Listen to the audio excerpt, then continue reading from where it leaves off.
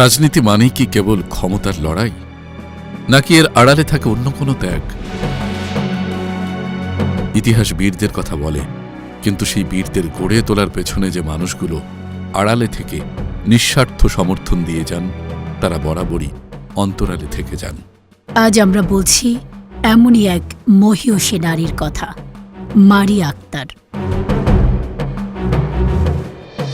ডাকসুর সাবেক ভিপি এবং বর্তমান সংসদ সদস্য নুরুল হক নূরের জীবন সঙ্গিনী।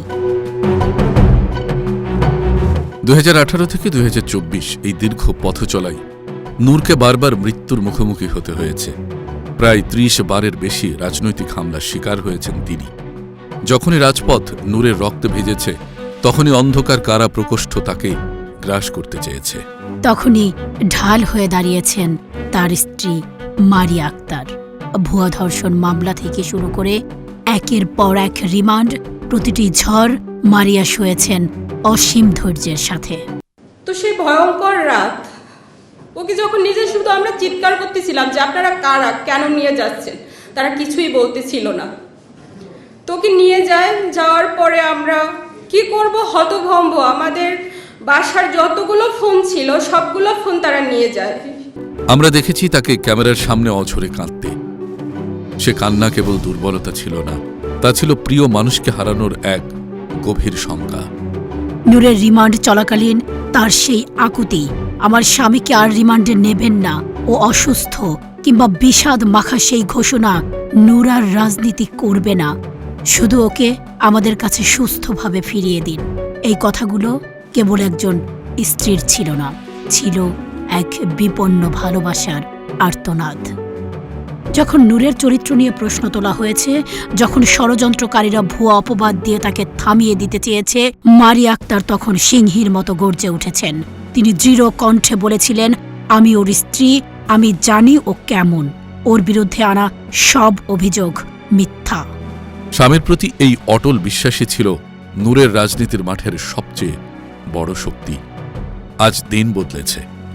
জুলাইয়ের রক্তক্ষয়ী গণ অভ্যুত্থানের পর বাংলাদেশে নতুন সূর্য উদিত হয়েছে।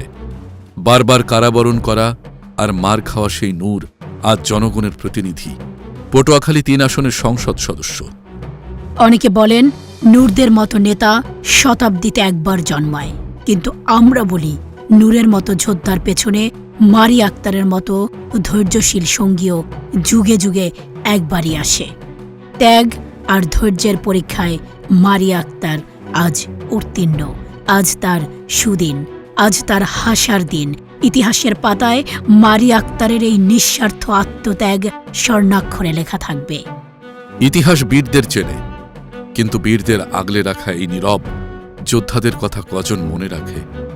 মারিয়া আক্তার দেখিয়ে দিয়েছেন, ভালোবাসা মানে কেবল সুখের ভাগিদার হওয়া নয়, ভালোবাসা মানে বিপদে পাহাড়ের মতো অটল থাকা। দেশ ও বিদেশের এমন সব অনুপ্রেরণামূলক এবং সত্যনিষ্ঠ সংবাদ পেতে চোখ রাখুন কুষ্টিয়া টাইমসের পর্দায়, কারণ কুষ্টিয়া টাইমস মানেই সত্যকে জানার এক অবিচ্ছেদ্য মাধ্যম। আমাদের সাথে থাকার জন্য ধন্যবাদ।